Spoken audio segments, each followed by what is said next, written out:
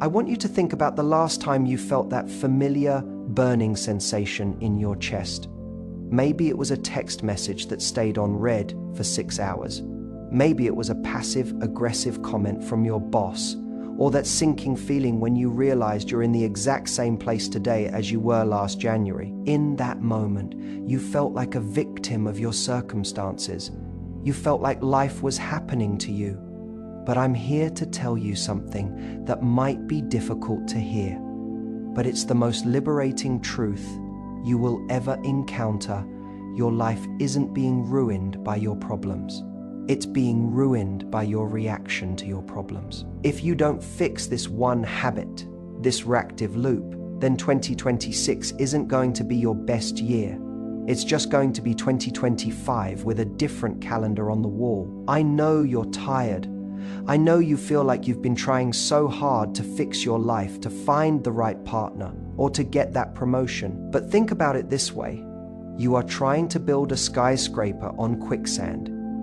Every time something goes wrong, your emotional reactivity pulls the foundation out from under you. You spend 3 days recovering from a 3-minute argument. You spend a week paralyzed by a single rejection. That isn't just being sensitive. That is a leak in your gas tank that is draining your future before you even get there. I remember reading about an ancient concept that changed everything for me. It's the idea of the 2 arrows. Imagine you're walking through a forest and you get hit by an arrow. That's the first arrow. It hurts. It's the layoff, the breakup, the unexpected bill. That is the pain of living. But then we do something strange. We pick up a second arrow and we stab ourselves in the exact same spot. We do this by asking, why does this always happen to me? Or, I'm never going to be successful. The first arrow is a wound. The second arrow is suffering. Most of us are walking around with 1,000 second arrows sticking out of us, wondering why we're too exhausted to move forward. 2026 doesn't need a new you. It needs a version of you that refuses to shoot the second arrow. Modern psychology calls this the Amygdala Hijack. When that first arrow hits, your brain's alarm system goes off. It screams danger and shuts down the part of your brain capable of logic, empathy, and long-term planning. You become a passenger in your own body. If you want 2026 to be different, we have to reclaim the driver's seat. We have to build a response gap so wide that no external event can knock you off course. I want to take you inside your own brain for a second, because understanding the why is the only way you'll actually commit to the how. Think about the last time you felt a surge of anger or a wave of deep insecurity. In that moment, it feels like you are the anger. It feels like the emotion is a permanent state of being. But I remember reading a fascinating study by neuroanatomist Dr. Jill Bolt Taylor, and it completely shifted the way I view human emotion. She discovered what is now known as the 90-second rule. When you have a reaction to something in your environment, there's a chemical process that happens. A surge of chemicals like cortisol and adrenaline is released. It floods through your body and then it is completely flushed out of your bloodstream. Do you know how long that process takes? Exactly 90 seconds. Think about the implications of that. If you are still angry or still spiraling in self-doubt 10 minutes later, or 2 hours later, or 3 days later, it's not because of the original event. It's because you are choosing to stimulate those circuitry loops. You are manually re-injecting the poison into your own system by ruminating on the story of what happened. You are keeping the fire alive by throwing more wood on it. I know it doesn't feel like a choice. I know it feels like your mind is a runaway train, but this is where the real work for 2026 begins. We have to learn how to stand on the platform and watch the train go by rather than jumping on it every single time it pulls into the station. This leads us to the scientist perspective on your relationships. Have you ever wondered why you can be a rational, high-functioning adult at work, but the moment you get into a disagreement with someone you love, you turn into a defensive, terrified child? That is the amygdala hijack in action. Your brain perceives an emotional threat, like the fear of being abandoned or the fear of being controlled, exactly the same way it perceives a physical predator. Your logical brain literally goes offline. If you want your relationships to flourish in 2026, you have to stop trying to solve problems while you're hijacked. You cannot have a world-class conversation with a primitive brain. Most people spend their entire lives trying to win arguments while their cortisol levels are through the roof. And all they end up doing is burning bridges they worked years to build. Think about it this way. Your peace is a muscle. Every time you feel that 90-second surge and you choose to wait it out, every time you feel the urge to send that impulsive, stinging text and you put your phone in the other room instead, you are performing a rep. You are training your nervous system to handle more power. You aren't just fixing a habit. You are upgrading your internal operating system. You are becoming the person who can sit in the middle of a storm and not let the storm get inside of you. Because the truth is, the world in 2026 is going to be just as chaotic as it is now. There will be new headlines, new heartbreaks, and new stressors, but they won't be able to touch you because you've finally mastered the gap between what happens to you and what you do next. So how do we actually do this? How do we move from understanding the science to living it? Because I don't want you to just feel inspired for 5 minutes and then go back to the same old patterns. I want you to have a toolkit that makes 2026 feel fundamentally different. The first step is mastering what I call the narrative audit. I remember working with a client who was convinced her partner was losing interest because his texts had become shorter. She was in a total tailspin, ready to pick a fight to test his loyalty. I asked her to stop and do a simple exercise, separate the fact from the story. The fact was, he sent a 3-word text. The story was, he's falling out of love, he's bored of me, and I'm gonna end up alone. When you label the story, it loses its power over you. Try using this specific phrase. The story I am telling myself right now is. It sounds simple, but it creates a psychological buffer zone. You aren't denying your feelings, you're observing them, you're acknowledging that your brain is a world-class storyteller, but it's often a terrible journalist. In 2026, I want you to be a journalist. Stick to the facts until the 90-second chemical surge passes next. We have to talk about the future self-filter. I want you to imagine the version of you that exists on the 31st of December 2026. That version of you is stronger, wiser, and more at peace. When you are in the heat of a moment, when you're about to quit that project because it's hard, or scream at your partner because you're tired, I want you to ask, will the 2026 version of me be proud of this reaction? Think about it this way. Every time you choose a reaction that aligns with your ego instead of your values, you are stealing peace from your future self. You're creating a mess that the future you has to clean up. Real maturity is the ability to sacrifice a moment of feeling right for a lifetime of being right for yourself. Finally, we need to address the digital reactivity that is poisoning our focus.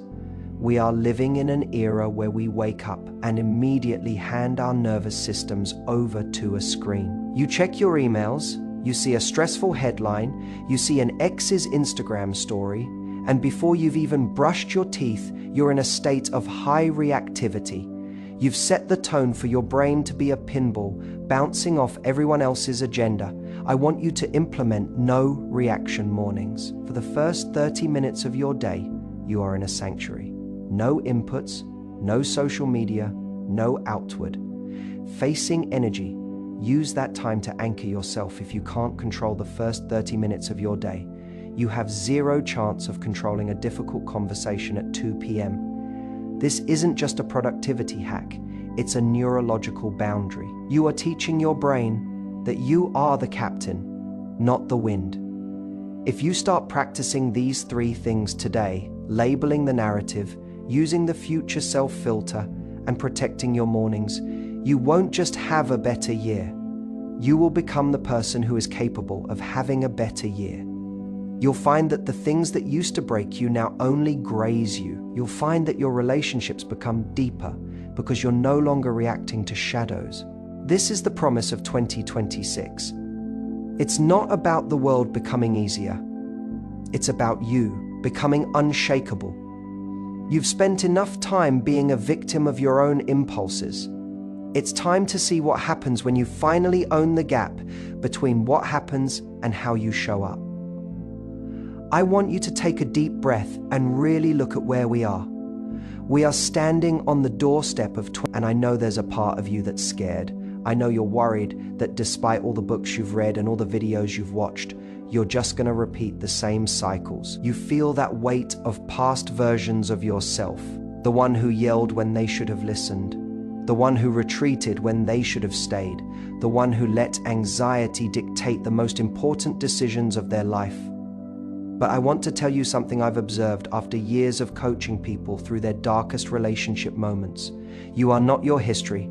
You are your current habits. Think about it this way. Your life is like a garden that has been overrun by weeds for years.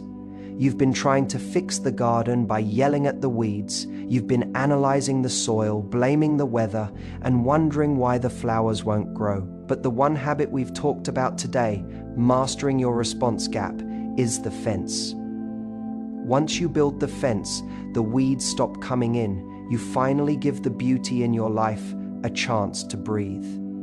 I remember reading a study about self-efficacy that stayed with me. It found that the greatest predictor of human happiness isn't how much money you make or how successful you are by societal standards.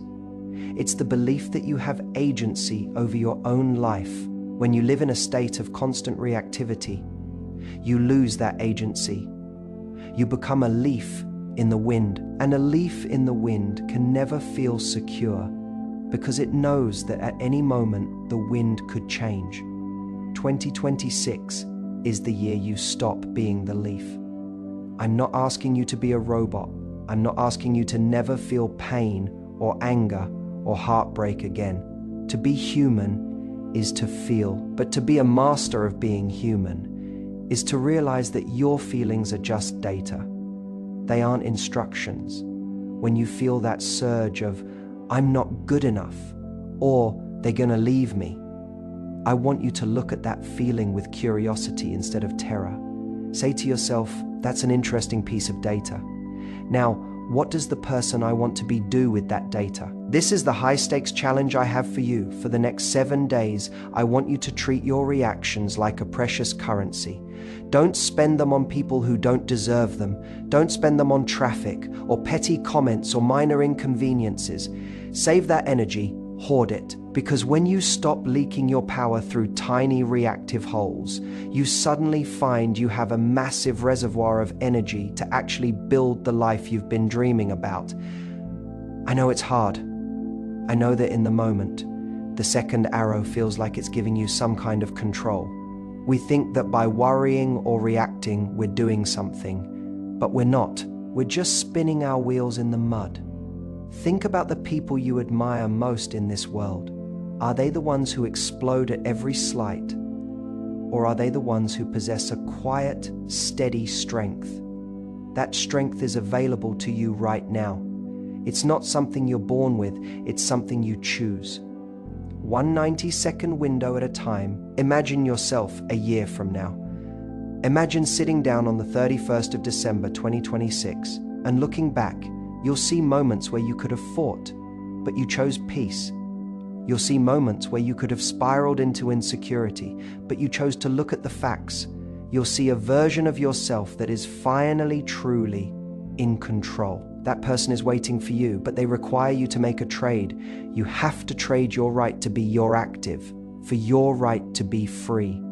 It's the hardest trade you'll ever make, and it's the only one that actually matters. The one habit isn't just about 2026. It's about the rest of your life. It's about realizing that while you can't control the first arrow, You are the sole owner of the second. Drop the arrow, step into the gap, and let's make this the year you finally stop fighting yourself and start becoming who you were meant to be. I believe in the version of you that's coming. Now go out there and show us who that is. I want you to stay with me for these last few minutes, because this is where most people turn off the video and return to their old lives.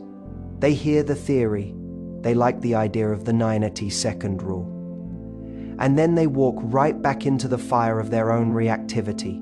I don't want that for you. I want to talk about the shadow of the habit, the reason why you secretly hold on to your anger, your anxiety, and your defensiveness, even when you know they're hurting you. Think about it this way. Reactivity is often a misplaced form of protection. We think that if we stop being outraged, we're being weak. We think that if we don't react immediately to a perceived slight, we're letting people walk all over us. But I remember reading a study on neurocardiology that found something startling. When we stay in a state of high emotional reactivity, our heart rhythms become incoherent. This doesn't just make us feel stressed, it actually impairs our social engagement system. It makes us literally unable to read the room, unable to see the love in someone's eyes, and unable to find creative solutions to our problems. By staying reactive, you aren't protecting yourself, you are blinding yourself. You are trying to navigate a complex world while wearing a blindfold of adrenaline. In 2026, I want you to practice what I call the power of the pause return. It's not just about stopping the reaction, it's about what you return with. Think of your energy like a bank account. Most people are reaction broke. They spend all their emotional currency on things that don't matter. Internet arguments, traffic, minor misunderstandings. And then when a real opportunity for growth or love appears, their account is empty. They have nothing left for the people they actually care about. I want you to start being emotionally wealthy. I want you to look at a potential conflict and say, that is not worth my currency today. I remember a moment in my own life when I realized I was reaction broke. I was so caught up in the stress of my career that I was coming home and reacting to the smallest things my partner did. A dish left in the sink felt like a personal attack. A delayed response to a question felt like a lack of respect. I was shooting so many second arrows that I couldn't see the person standing in front of me. I had to realize that my strength was actually just a lack of self-control. True strength, the kind of strength that will make 2026 the best year of your life, is the ability to be affected by the world, but not defined by it. It's the ability to say, I feel this pain.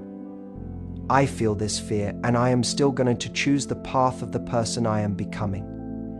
As we wrap this up, I want to give you a specific mental image to carry with you. I want you to imagine your life is a house for years. The doors and windows have been wide open, and every passing storm, every stray animal, and every bit of dust has blown right in and settled in your living room. You've been exhausted trying to clean it up every single day.